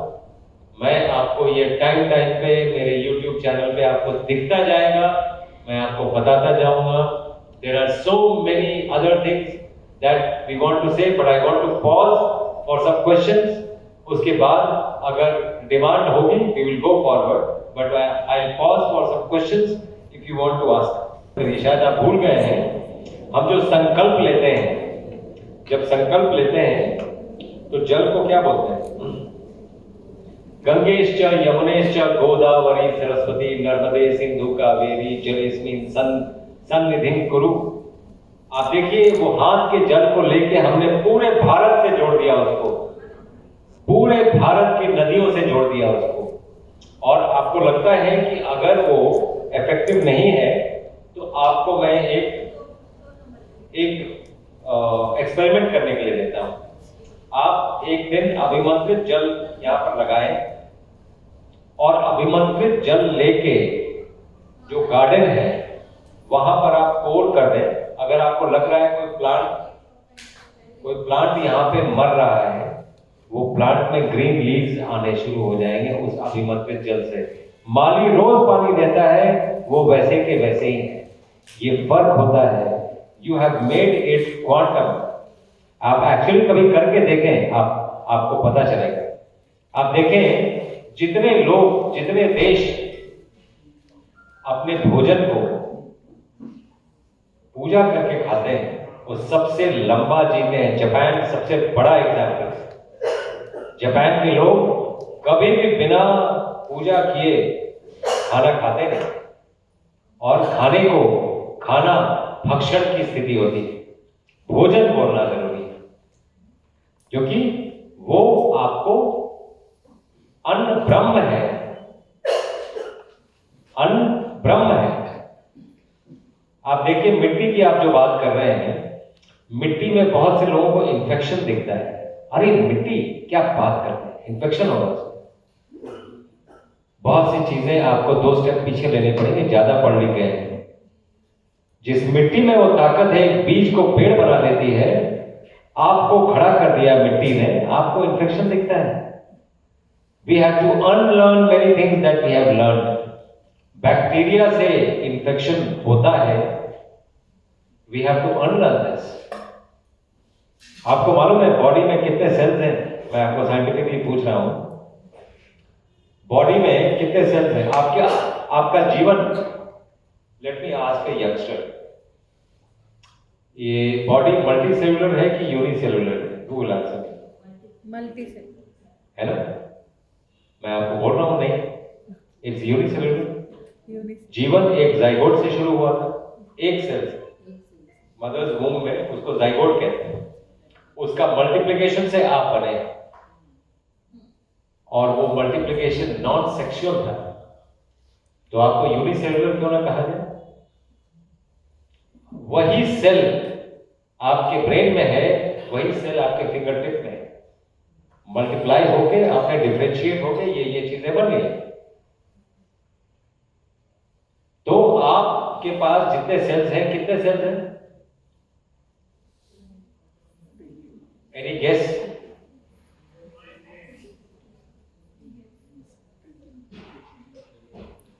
एक हजार, लाख, मिलियन, ट्रिलियन, कितना ट्रिलियन? 33। गुड। और कोई इससे ज्यादा कुछ? 100 ट्रिलियन सेल्स है बॉडी में, 100 ट्रिलियन, जिसमें से 90 trillion bacteria, virus, protozoa, yeast, mucor, ये 90 ट्रिलियन है। Only 10 trillion human cells. So you are a bacterial colony. एक वायरस से डर गए, ये बात कुछ गले नहीं उतरती है। एक वायरस में आपको बंदी बना दिया, घर के अंदर आपको घुसा दिया, लॉकडाउन में चले गए आप, एक वायरस के चलते। बात कुछ हजम नहीं होती। इसीलिए मैं जांबवंत बन के आया हूं। जांबवंत क्यों इंपॉर्टेंट है? हनुमान अपनी शक्तियों के साथ सोए हुए थे, हनुमान को जगाना जरूरी है, और वो जांबवंत ने जगाया। इसलिए मैं आपको जस्ट जगाने आया हूं कि आप देखिए आप कहां पे हैं, आपके पास क्या क्या शक्तियां हैं। और आप उसको भूल के बैठे हुए हैं कि पता नहीं क्या है। वी नीड टू अंडरस्टैंड है, आप कोई भी ऐसी डिजीज प्रोसेस नहीं है जो आप अपने माइंडसेट से और बहुत छोटे छोटे चेंजेस से ठीक नहीं कर सकते हैं। And let me give a very blank statement, cancer is the next pandemic, number one. It is the next pandemic. पहले सुनने में आता था कैंसर किसी किसी को हो रहा है, अब तो घर घर तक पहुंच गया है। कोई ऐसी फैमिली बोल नहीं सकती है कि मेरे फैमिली में किसी को, मैंने कभी सुना ही नहीं है कि कैंसर है, कोई बोल नहीं सकता क्योंकि सबको। So it is the next pandemic, number one. Number two, did you know 70% ये माइंड गेम है। Cancer is a mind game. मैं आपको बताता हूं कैसे। ये बॉडी में जो आपको ये दिख रहा है, ये है अन्नमय कोश। अन्न से आपने इसको एक सेल से इतना बड़ा किया। इसको चलाता है आपका प्राणमय कोश, जिसको चलाता है आपका मनोमय कोश, उसको चलाता है आपका विज्ञानमय कोश, और सबसे ऊपर है आनंदमय कोश। मनोमय कोश इज व्हाट वी थिंक। अगर मैं आपसे जलता हूं, आपका कुछ बिगाड़ पाऊंगा नहीं, नहीं बिगाड़ पाऊंगा मालूम नहीं मुझे, लेकिन अपना जरूर बिगाड़ूंगा। मेरे मनोमय कोश में वो डिजीज आ गई, वो आपसे हीन भावना आ गई, आपको सास बहू का झगड़ा आ गया और मैं आपका कुछ नुकसान कर दूं, इस बात में मेरा दिमाग घूमने लगा। यही चीज मैनिफेस्ट करेगी सबसे पहले ऑरा में। जो ऑरा हम स्कैनिंग करते हैं, देखते हैं कि आपके ऑरा में डिजीज है कि नहीं है, और धीरे धीरे ये मैनिफेस्ट करेगी आपके फिजिकल फॉर्म में। तो जो आपको ओवरी में ट्यूमर दिख रहा है, वो सिर्फ ओवरी में नहीं है। इसलिए हम किसी भी डिजीज को सिर्फ फिजिकल एंगल से नहीं, फिजिकल एंगल में तो मैं पेट सीटी और एमआरआई करके देख ही लूंगा, लेकिन ये कहां से आया है वो ज्यादा जरूरी है, और वही सोर्स है। क्योंकि वो सोर्स को आप अगर टैप नहीं करेंगे, अगर मेरे मन में आपके प्रति विकृति है तो ट्यूमर तो मैं सर्जरी से निकाल दूंगा। अगर वो विकृति एग्जिस्ट करेगी तो वो ट्यूमर कहीं और से निकलेगा, जिसको एक नया नाम दूंगा, मेटास्टेसिस। वो मेटास्टेसिस को फिर मारने का ट्राई करूंगा, फिर कहीं और से निकलेगा। जब तक मैं उस विकृति को नहीं मारूंगा, तब तक वो बार बार आता रहेगा। इसलिए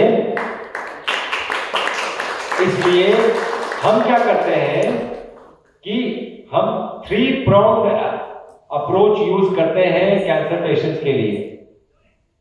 दैहिक,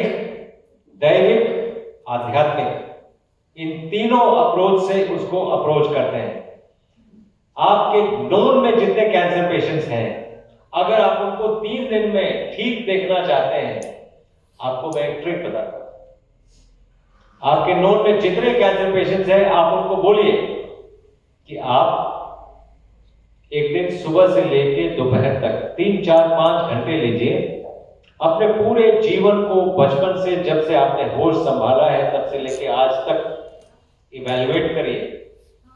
आप देखिए स्कूल में आपने कितने लोगों का दिल दुखाया, कॉलेज में कितने लोगों का दिल दुखाया, जब आप काम पे थे तो कितने लोगों को गाली दी, कितने लोगों को चाहा कि ये मर जाए, कितने लोग आपके दुश्मन थे, कितने।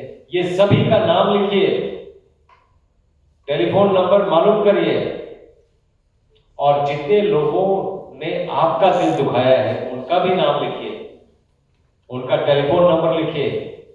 और जब ये लिस्ट तैयार हो जाए तो सबको फोन कर करके सॉरी बोलिए। जिनका दिल दुखाया है आपने, या जिन्होंने आपका दिल दुखाया है, उसको फोन करके बोलिए कि आपने माफ कर दिया उसको। आप देखेंगे 2 दिन तक उनके आंसू बंद नहीं होंगे। तीसरे दिन उनको लगेगा कि उनका ट्यूमर खत्म हो गया। आपको सुन के बहुत आश्चर्य लग रहा होगा, कभी करके देखिए, हम तो रोज करते हैं। और आप देखिए surgery, radiotherapy, chemotherapy, tube, any cancer is a terrorist cell. ये अंदर का सेल है, बॉडी का सर्विलांस सिस्टम को समझता नहीं है, ये सेल समझता नहीं है उसको। बॉडी का सर्विलांस सिस्टम आता है, वो छुप जाता है और स्टेम सेल्स को खींचता रहता है और बड़ा होता रहता है ट्यूमर। बॉडी का इम्यून सिस्टम उसको मारने के लिए दक्ष नहीं है। So what happens is, surgery करके हमने क्या किया, so it's a terrorist cell, क्योंकि जो इम्यून सिस्टम को जो आपकी आर्मी नहीं मार पा रही है, आर्मी आ रहा है तो वो छुप जा रहा है, तो वो टेररिस्ट हुआ ना। So it's a terrorist cell. Terrorist को मार के टेररिज्म खत्म हो गया क्या? टेररिज्म को खत्म करने के लिए आपको टेररिज्म के फिलॉसफी पे अटैक करना होगा। टेररिज्म का फिलॉसफी उस ट्यूमर में नहीं है। इसीलिए सर्जरी, रेडियोथेरेपी, कीमोथेरेपी, सर्जरी मतलब काट के निकाल दो, रेडियोथेरेपी मतलब जला दो, कीमोथेरेपी मतलब पॉइजन कर दो। ये सब मारने के तरीके हैं, टेररिस्ट को मारने के तरीके। टेररिज्म को मारने के तरीके को इजाद करना होगा। दैट इज वाई हम दैहिक, दैविक, आध्यात्मिक ये तीनों चीजें यूज करते हैं पेशेंट को क्योर करने के लिए। कई बार हमें जब चैलेंज किया जाता है, कई बार I faced a lot of challenges from oncologist, my own friends. वो बोलते हैं तुम कीमोथेरेपी के लिए क्यों नहीं बोलते हो पेशेंट को? मैं बोलता हूं तुम एक काम करो, मैं जरूर बोलूं। मुझे एक पेशेंट का नाम, एड्रेस, टेलीफोन नंबर दे दो पूरी दुनिया में जो सर्जरी, रेडियोथेरेपी, कीमोथेरेपी के बाद ये बोले कि मेरा पूरा कैंसर खत्म। मैं उसको फोन करना चाहता हूं, मैं पूछना चाहता हूं क्या ये इन तरीकों से कैंसर खत्म हो गया? I just want to know, just a matter of knowledge. आपके पास पूरी दुनिया में एक भी नहीं है, मेरे पास तो फिर भी 24 है। 24 पेशेंट्स का मैं आपको नाम, एड्रेस, टेलीफोन नंबर दे सकता हूं। आप उनको फोन करिए, पूछिए, देखिए उनका पहले पेट सिटी में क्या था, आज उनका कैंसर खत्म हो गया है। तो मेरे कहने का मतलब है कि अगर आप इससे ज्यादा इफेक्टिव हैं तो मुझे प्रूव करिए। Will definitely say that you go and get yourself a chemo shot done. और चूंकि हम इस लाइन में ही हैं, हम देख रहे हैं कि स्थितियां कैसे 2 मंथ्स के लिए हो सकता है, 2 मंथ्स के लिए ये संभव है कि कीमोथेरेपी से वहां पर ट्यूमर चला जाए, वो फिर वेंजेंस से कहीं और से आता है। ये ज्यादातर यही देखा गया है। इसलिए अगर क्योर का रास्ता, मेरा फर्स्ट स्टेटमेंट था, क्योर का रास्ता मेडिसिन का रास्ता हो नहीं सकता है। क्योर का रास्ता हमेशा बिना मेडिसिन के होगा। You have to empower your immune system to cure you. तो आप जितने भी कैंसर पेशेंट्स हैं, सबसे पहले उनके मनोमय कोश को क्लीन करिए। मनोमय कोश क्लीन होगा, आप देखेंगे ट्यूमर बर्डन कैसे श्रिंक करता है। और मैं आपको इसलिए बोल रहा हूं कि हमारा ये रोज का काम है। तो anyways, any more questions that you have? जी सर, बहुत ही अच्छी इंफॉर्मेशन जो भी आपने दी, शेयर करी, थैंक यू।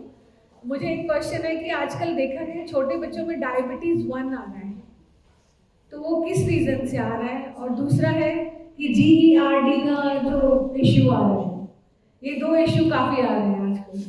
बहुत बढ़िया क्वेश्चन है आपका। दैट रिमाइंड्स मी कि मैंने एक चीज लोगों को बताई, हेल्थ एंड डिजीज के बेसिक्स मालूम होने बहुत जरूरी है। किसको हेल्दी बोलेंगे, किसको डिजीज बोलेंगे।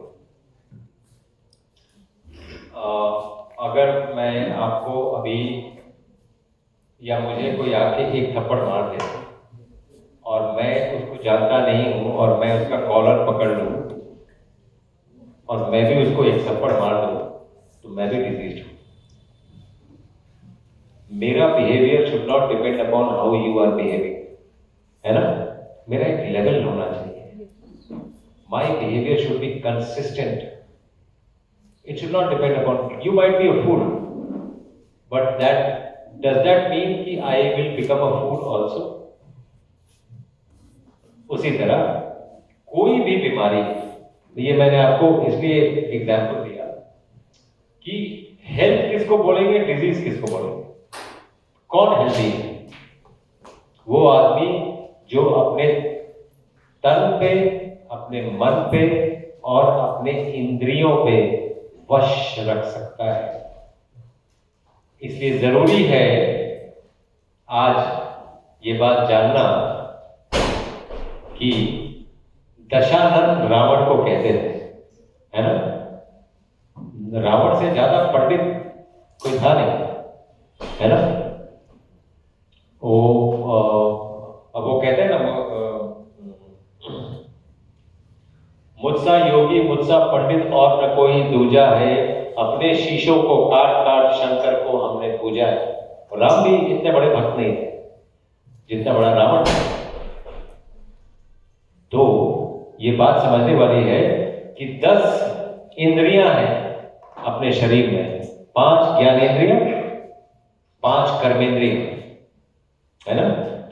अगर इन्हीं सभी इंद्रियों की बाह्य मुखी है, ये अंतर्मुखी नहीं है। आंखें बाहर देखती हैं, अंदर नहीं देख पाती।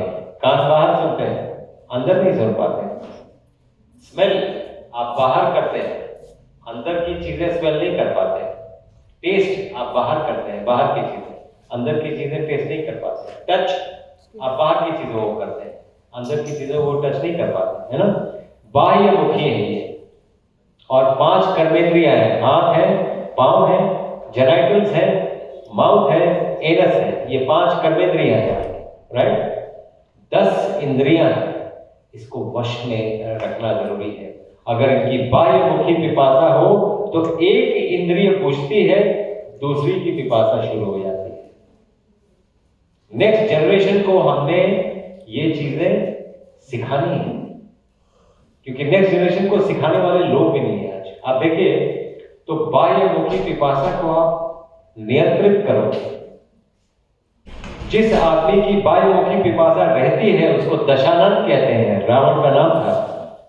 और जो अपने 10 इंद्रियों को रख सकता है उसको दशरथ कहते हैं। उन्हीं के घर में राम पैदा हुए, जो अपनी 10 इंद्रियों को रखने की ताकत रखते हैं। और यही भारत की सीख है, और यही हमने नेक्स्ट जनरेशन को सिखाना है। बहुत जरूरी है। So coming back to a pertinent question, आप जो भी करते हैं आप एसिड बनाते हैं। जैसे सुबह उठ के आपने मन में कुछ थॉट आया, उससे भी एसिड बनता है। अगर नेगेटिव थॉट आया तो ज्यादा एसिड बनेगा, पॉजिटिव थॉट आया तो कम एसिड बनेगा, लेकिन एसिड दोनों में बनेगा। अगर आपने कुछ खाया तो गैस्ट्रिक एसिड बनेगा, एक्सरसाइज किया लैक्टिक एसिड बनेगा। हम जो भी करते हैं एसिड बनाते हैं। बॉडी एसिड को निकालती रहती है। निकालने के 4 ही तरीके हैं, respiration, perspiration, urination and defecation. यही 4 तरीके हैं। लंबा सांस लेंगे तो आप एल्कलाइन ब्रीदिंग कहते हैं उसको, आप एंटासिड का काम कर रहे हैं। इसीलिए अनुलोम विलोम करके अच्छा लगता है, क्योंकि आप लंबा सांस ले रहे हैं। तो आप एसिड निकालते रहते हैं। रेस्पिरेशन, पर्सपिरेशन, पसीना निकलना बहुत जरूरी है। एसी ऑन करो, पसीना निकल रहा है, आपने पसीना रोक लिया, एसिड निकलना रोक लिया, यू विल बी सिक। आज नहीं तो कल यू विल बी सिक। पसीना निकलना जरूरी है।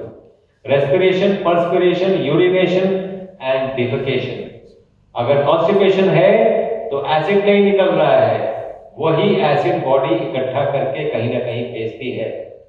अगर गॉल ब्लैडर में भेज दिया तो वहां स्टोन बन गया, किडनी में भेज दिया वहां स्टोन बन गया, ब्रेस्ट में भेज दिया लंप बन गया, उस लंप में कैल्सिफिकेशन चालू हो गया तो कैंसर बन गया।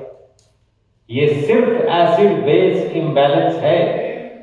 इसीलिए आप अगर एसिड बेस बैलेंस कर लेते हैं तो आप सब कुछ अपना ठीक कर सकते हैं। मैं आपको एक मुंबई का ही आपके बैंड्रा का एक वीडियो दिखाने लगा हूँ, जिस पेशेंट को हमने परसों देखा था और एक दिन में उसकी इंसुलिन भी बंद कर दी, उसका diabetes is normal.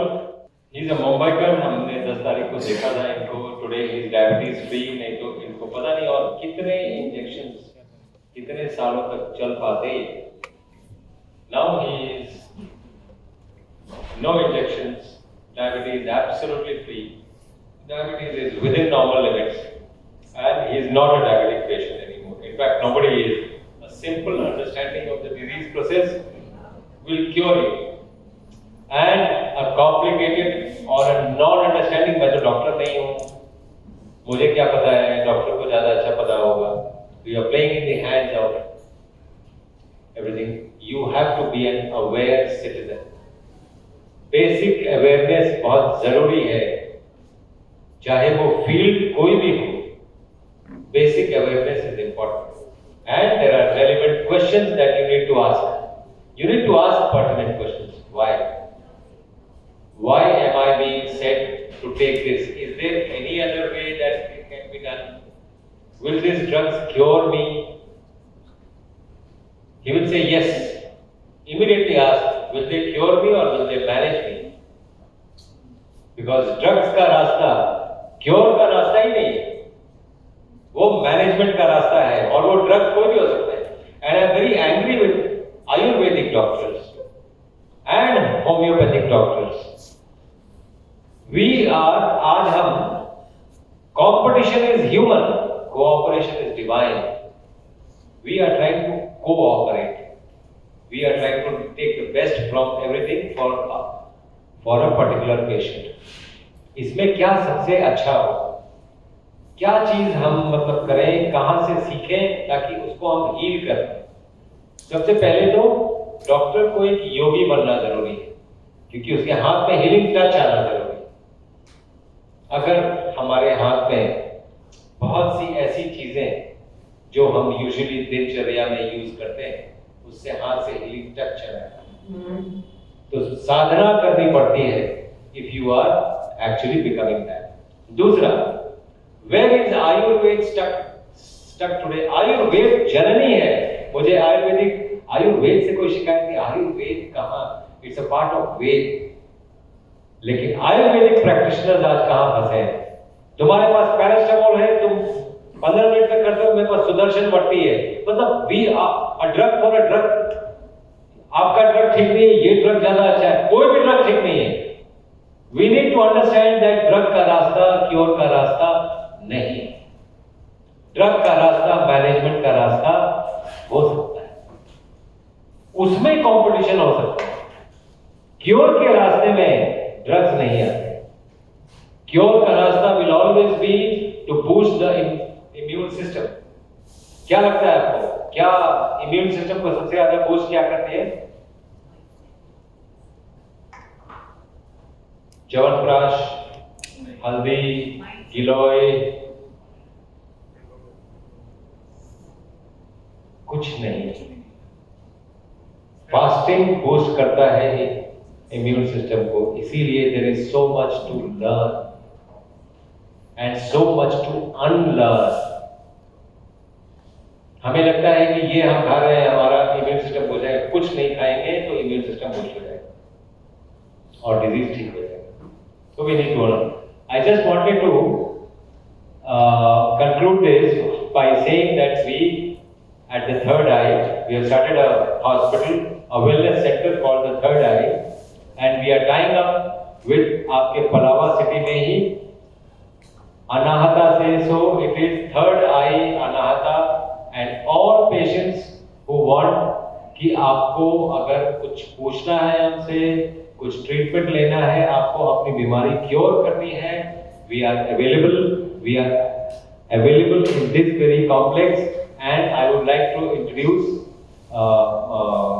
she is already introduced to all of you, but I would like to bring her here and she would tell you the address of where you should come, in which block, so that you can have an appointment and you We will see the patient and we will definitely try to do the needful and we will try to help you come out of your disease process as far as practicable.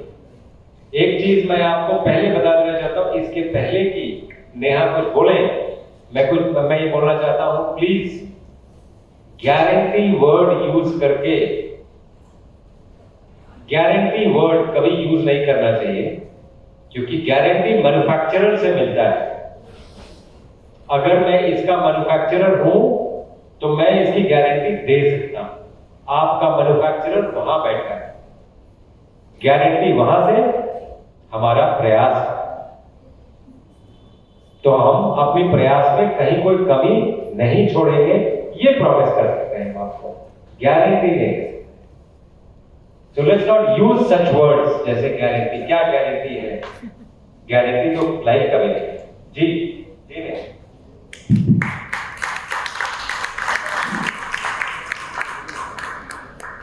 नमस्कार, मेरा नाम नेहा त्रिपाठी है और मेरा advocate centre है अनाथा holistic wellness centre. आवाज आगे पीछे को, अनाथा होलिस्टिक वेलनेस सेंटर। अभी अनाथा थर्ड आई के साथ मिलके, सर के साथ मिलके हम लोग यहाँ पे जितने भी पेशेंट हैं, महाराष्ट्र के जो भी पेशेंट हैं जो देहरादून तक नहीं जा सकते हैं, अब एटलीस्ट महाराष्ट्र में हमारा रिवर्स के मेरा घर है रिवर व्यू F 1703 में हमारा सेंटर है। जो लोग भी चाहते हैं कि वो अनाथा आए, थर्ड आई से जुड़े, please most welcome. Thank you so much.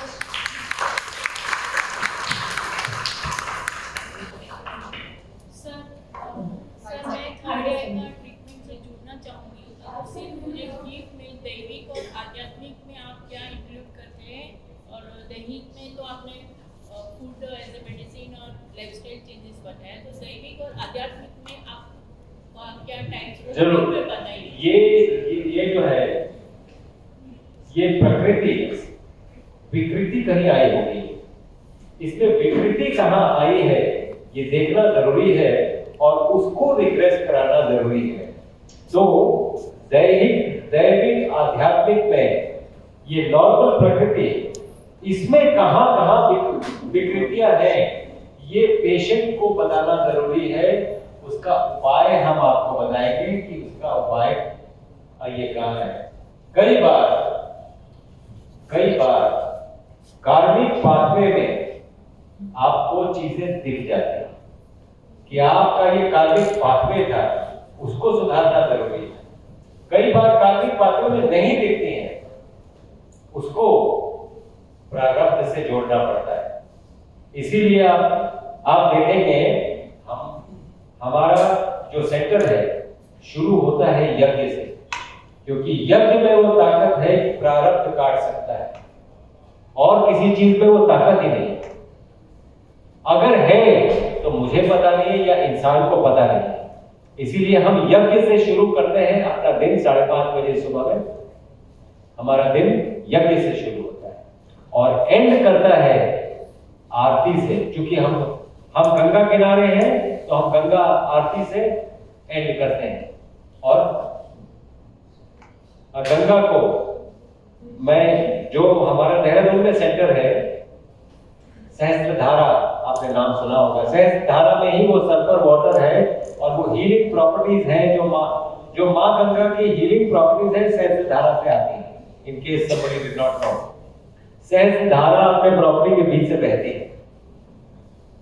तो हम ऑन एन एवरेज 1 लीटर पानी सहस्त्रधारा का पिलाते ही है पेशेंट को, और उसके जो अटेंडेंट है वो तो ज्यादा पानी पीते हैं कि भाई मैं तो ज्यादा पीऊंगा क्योंकि मैं पता नहीं कितने कम दिन के लिए यहाँ हूँ, तो वो एक हमारे पास एडवांटेज है। लेकिन कई बार हम ऐसा पानी भेजते भी, दूर पेशेंट्स को भेजते भी, बिकॉज वो पानी में वो ताकत है, वो हीलिंग प्रॉपर्टीज हैं, वो हीलिंग पावर है।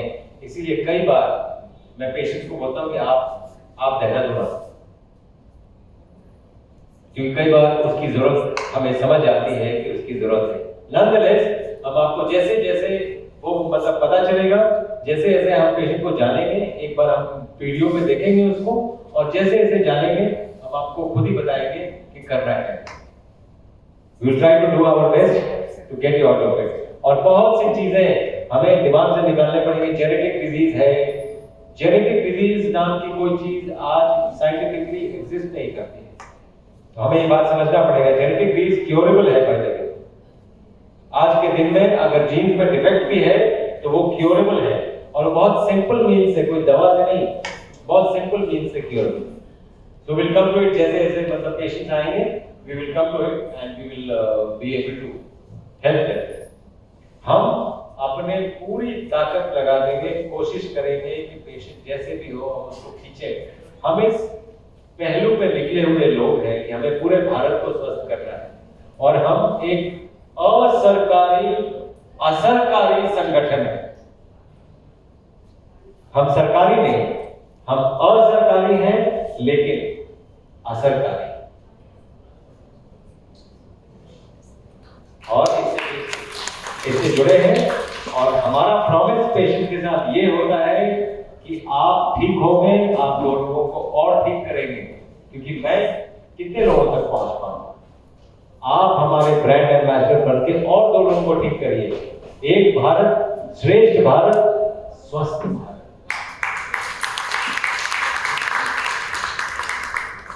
Next question.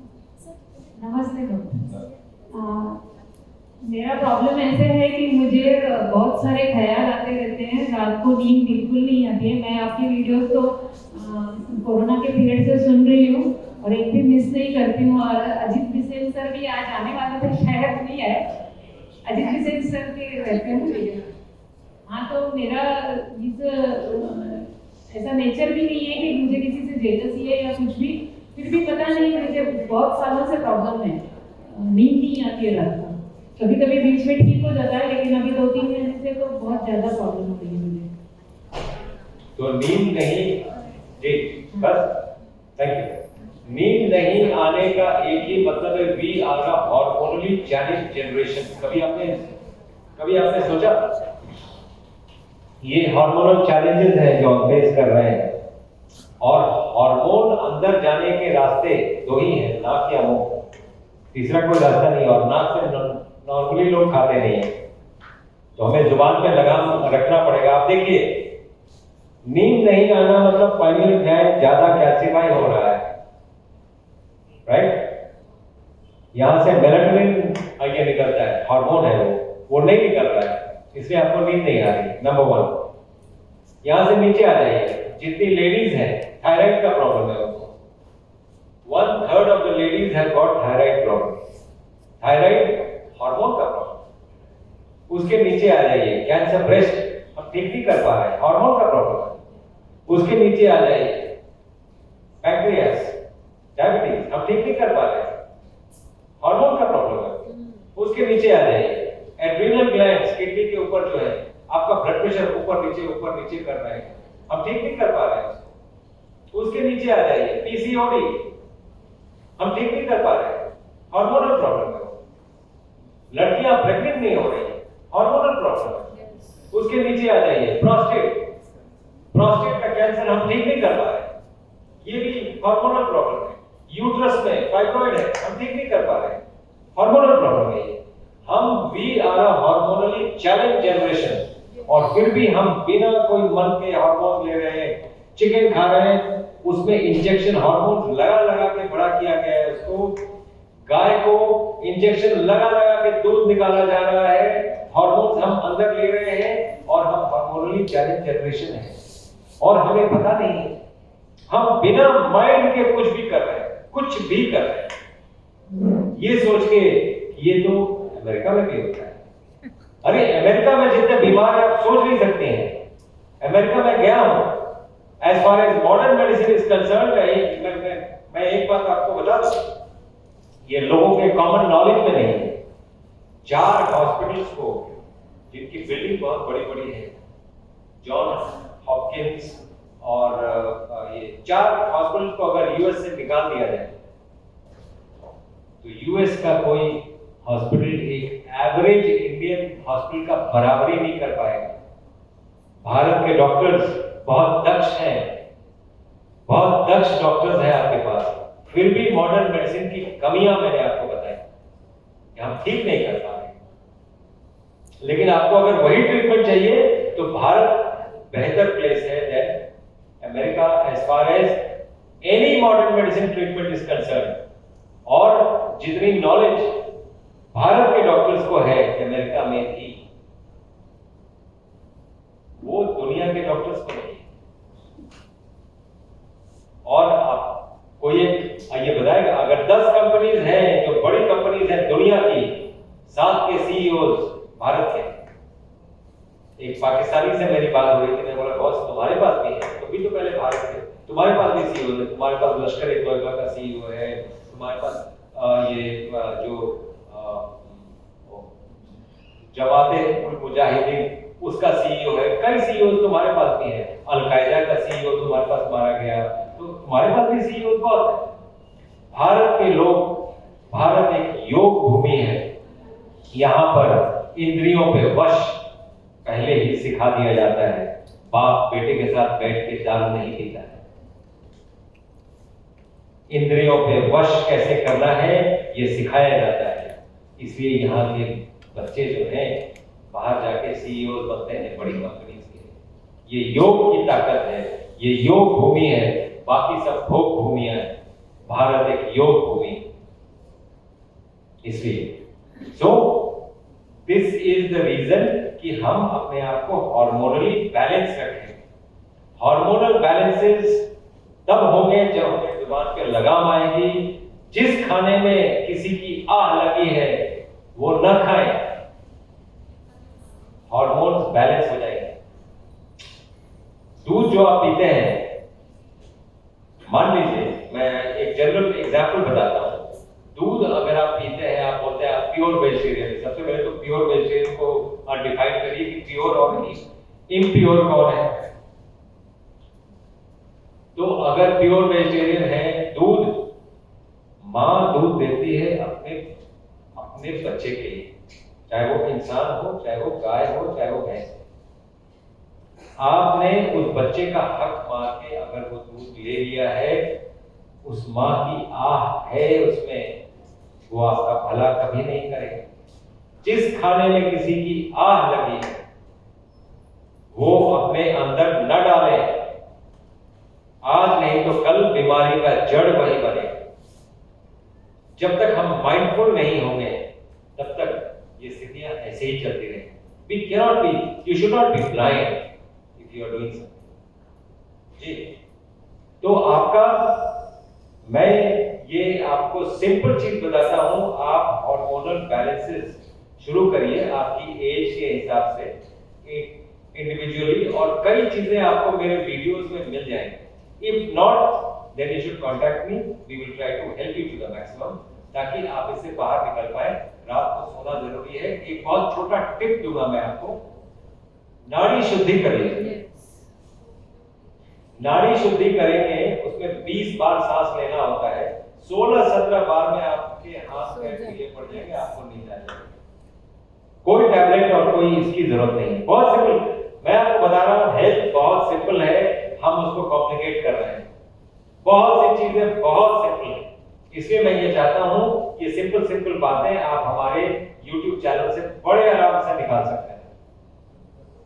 And now we are trying to structure it, ताकि आपको अगर स्लीपलेसनेस आप टाइप करेंगे तो आप straight away you will take into that video. We are trying, हमारे पास थोड़े से वो डिजिटल के लोग थोड़े कम हैं, लेकिन अब जुड़ रहे हैं। We are trying to do that so that आपको कोई दिक्कत नहीं।